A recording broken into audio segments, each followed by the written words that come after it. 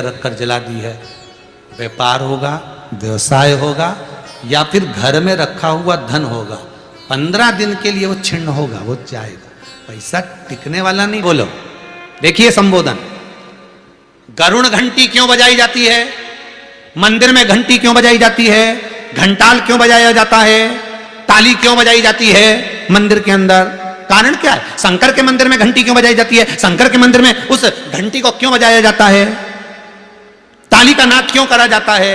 शिव मंदिर में किस लिए करा जाता है? तो लिंग पुराण कहती है कि मंदिर के अंदर या घर के अंदर आप गरुण घंटी जब बजाते हो, घंटी का नाद जब करते हो, तो शिव महापुराण की कथा और लिंग पुराण की कथा, विष्णु पुराण की कथा कहती है मात्र घंटी का नाद कर देने से जितने भूमि पर तीर्थ हैं, जितने साधक साधना कर रहे होते हैं, जितने तपी तप कर रहे होते हैं, जितनी पवित्र नारी स्त्री पतिव्रता धर्म का पालन कर रही होती है, जितने दान पुण्य स्मरण हो रहे होते हैं, उस समय पर जिस समय तुमने घंटी बजाई है, उस पल वो सारे पुण्य घंटी का नाद करते से तुम्हारे खाते में आ जाते हैं, मात्र घंटी का नाद कर देंगे।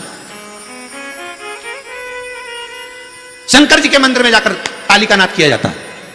ताली का नाद शिव मंदिर में क्यों बजाई जाती है? उसका कारण, उस मंदिर में जितने बैठे होंगे, जो भजन कर रहा, तप कर रहा, साधना कर रहा, अभिषेक कर रहा, पूजन कर रहा, 3 बार ताली बजाने से उनका सारा का पुण्य हमारे खाते में 1 सेकंड में आ गया। और हमें लगता है हम शंकर को रिझा रहे हैं। शंकर को रिझाया, शिव ने तुरंत दे दिया। घर में गरुण घंटी का नाद करना, इसलिए बच्चों को खेलने के लिए घंटी नहीं दी जाती। गरुण घंटी कोई खेलने के लिए नहीं देता। खिलौने दे देंगे, दूसरा सामान दे देंगे, पर गरुण घंटी नहीं देंगे। क्यों नहीं देते? क्योंकि गरुण घंटी का जब नाद करा जाता है तो सबका पुण्य हमारे खाते में आ जाता है। कोई साधारण घंटी बजाना पूजन के समय पर, स्मरण के समय पर, भजन के, इसलिए घंटी भी हर कभी नहीं बजाई जाती, समय समय पर। और आपसे भी निवेदन है, मंदिर में भी जाओ ना तो घंटी का नाद करो तो बड़े प्रेम से करो। ऐसा नहीं कि तुम लेट बजाए जाओ बजाए जाओ बजाए जाओ, ऐसा ही नहीं कि लटकी है तो बजाए जाओ। काम तो घंटी को बजाने के लिए आएगी नहीं, उसका एक समय, उसका एक संबोधन, उसका एक आनंद। कई मंदिरों में मंदिर का पट बंद हो जाता है, दरवाजा बंद हो जाता है, तो भी लोग घंटी बजा देते हैं। दोष, दोष। भगवान अगर मंदिर में सो रहे हैं, लिखा हुआ है मंदिर के खुलने का समय इतनी बजे से इतनी बजे तक, मंदिर बंद है तो घंटी नहीं बजना चाहिए। जिस जगह पर ब्राह्मण विद्वान हैं, साधक हैं, संत हैं, साधु हैं, मंदिर अगर बंद होता है तो उसके साथ में घंटी के नीचे के भाग को रस्सी से ऊपर बांध दिया जाता है जिससे बजे ना। क्यों? कहते हैं अगर भगवान अगर विश्राम कर रहे हैं, सो रहे हैं, निंद्रावश हैं या पट बंद है, उस समय पट बंद का समय है और घंटी का अगर नाद हो जाए तो कहते हैं 11 ब्राह्मण के भूखे रहने का दोष लग जाता है जीव को, मात्र घंटी बजा देने पर, अगर भगवान विश्राम कर रहे हैं। भगवान विश्राम अवस्था में है, पट बंद है, दरवाजा बंद है और लिखा हुआ है समय, मंदिर खुलने का समय 11 बजे से इतनी बजे तक, मंदिर बंद होने का समय इतनी बजे से इतनी बजे तक, और उस बीच में तुमने तो देख लिया कि पट बंद है, तुम तो आ गए, तुमने तो मन में सोचा हम तो इंदौर से आए, हम तो भोपाल से आए, हम तो वहां से आए, हम तो वहां से आए, और भगवान का मंदिर बंद है तो क्या हुआ, हम तो घंटी तो बजाएंगे, तो बजा ले जा। 11 ब्राह्मण भूखे रहने का दोष तुम्हारे खाते में। कितना सुंदर कहा है।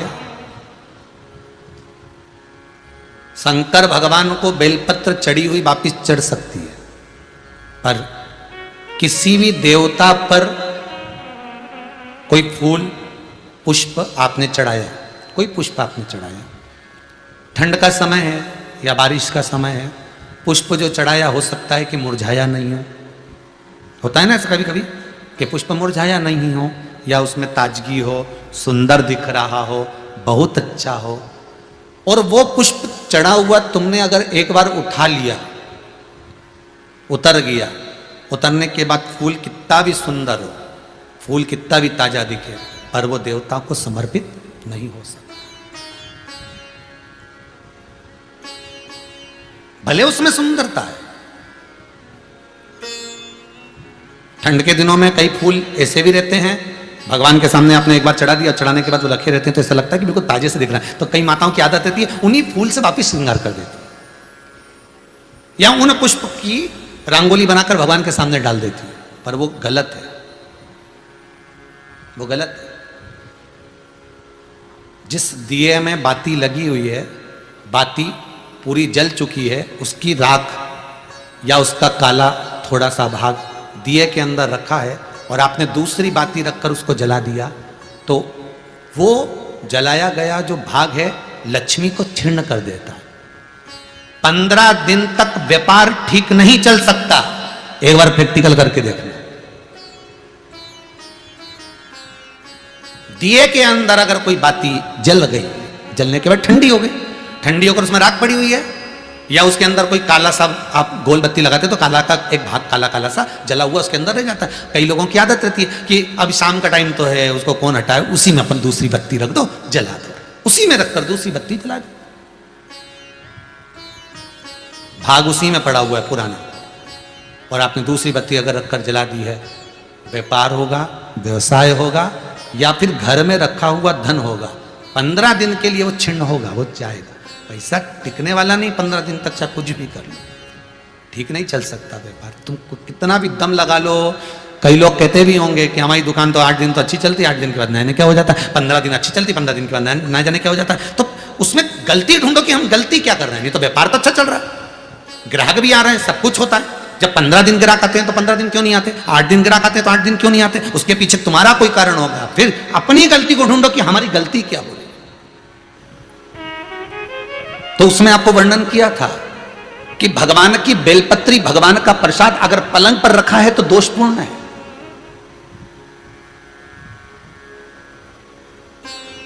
वो दोषपूर्ण है।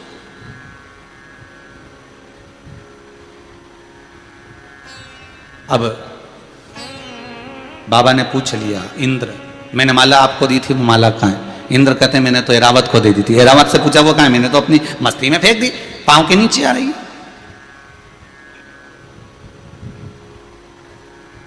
मैं तुझे श्राप देता हूं इंद्र, तो तेरी सत्ता के विमुख होगा। जितना तुझे तेरी सत्ता से प्रेम है इंद्र, तुझे अपना सिंहासन प्रिय है, मैं तुझे श्राप देता हूं कि तेरा वो सिंहासन तेरा छूट जाएगा। माला का अंतर देखिए, जिस माला को आप लेकर बड़े खुश होते हो, वो माला अगर सही जगह नहीं जाती, जिस भगवान की बेलपत्री को लेकर आप खुश होते हो वो बेलपत्री सही जगह नहीं जाती, जिस प्रसाद को लेकर आप खुश होते हो वो प्रसाद अगर सही जगह नहीं जाता तो उसका फल क्या भोगना पड़ता है वो देखिएगा।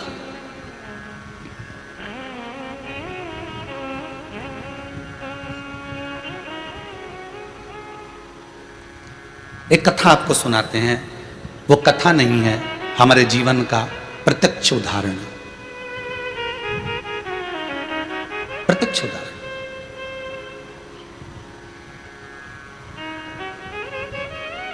भवानी मंडी में भंवरलाल जी शर्मा रहते हैं, शायद वो कथा सुन रहे होंगे।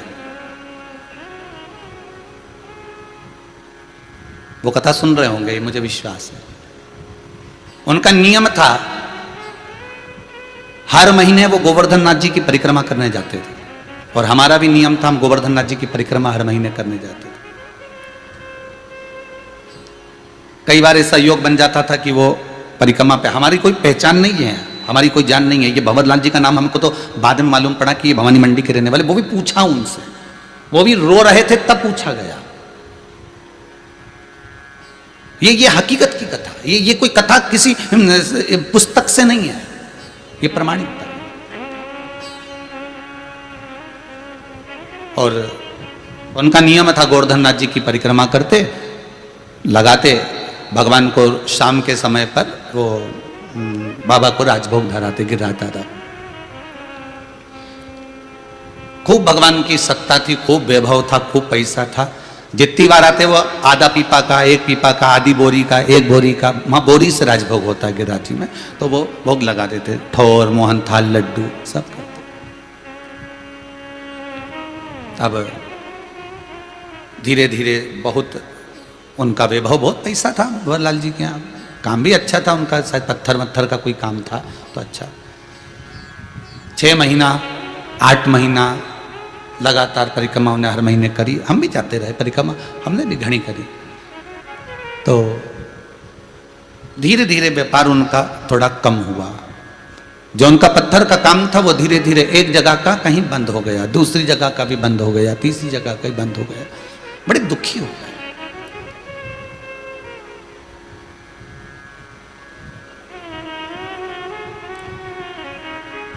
पूंछरी के लोटे के पहले मुकुट शिला आती। उस मुकुट शिला पर हम बैठे हुए थे और ये भैया निकल कर जा रहे थे और आज ये दोनों पति पत्नी की आंख में आंसू भरे हुए थे परिक्रमा करते करते। अब मुख से निकल गया, भैया आप कौन हो, क्यों रो रहे हो? और वो भी गिरिराज दादा की शरण में रो रहे। जब व्यक्ति भगवान की शरण में रहता है, भोलेनाथ की शरण में रहता है, ठाकुर की शरण में रहता है, मेरे कृष्ण की शरण में रहता है, मेरे गोवर्धन नाथ जी की शरण में रहता है, मेरे राम की शरण में रहता है, तो उसकी आंख में तो आंसू आना ही नहीं चाहिए। फिर आप क्यों रो रहे? अरे महाराज धोती तो पहने ही थे हम। तो कहा अरे महाराज बहुत पहले की बात है, लगभग हो गए होंगे 8-10 साल, आज याद आई है तो बता दें। अरे महाराज बड़े दुखी हैं, क्या हो गया? हर महीने आते हैं, बाबा बहुत सुनता था, खूब वैभव था, परंतु अब कुछ बचा नहीं है। अब तो भगवान को हम भोग भी नहीं लगा पा रहे, वो स्थिति। फिर भी हम लगाते तो हैं, थोड़ा बहुत जो बन जाता।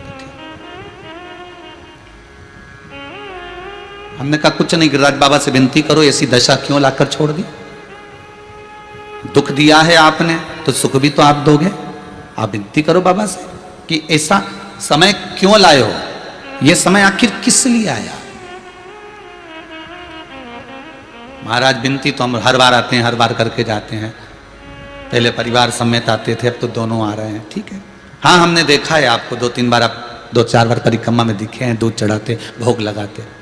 पर ये दशा क्यों? चल दिया हमारे साथ में, हम भी साथ में चलते चलते पूंछरी के लोटे के अंदर वाले रास्ते से निकलते निकलते जतिपुरा पहुंच रहे हैं। तो उनसे बात करी, क्या करते हो आप यहाँ आते हो? तो हम बढ़िया सुबह ट्रेन से उतरते हैं, बढ़िया नहा धो के होटल आदि में, और भगवान की परिक्रमा करते हैं। दूध वगैरह चढ़ाना है, पूजन करना है, अर्चना करना है, अंग वस्त्र वगैरह सब पहना के शाम के समय बाबा का कुंभड़ा कर दूसरे दिन हम निकल जाते हैं। अच्छा, बस अब इसमें क्या गलती हो रही है ये पता नहीं है। वो गलती कौन सी है?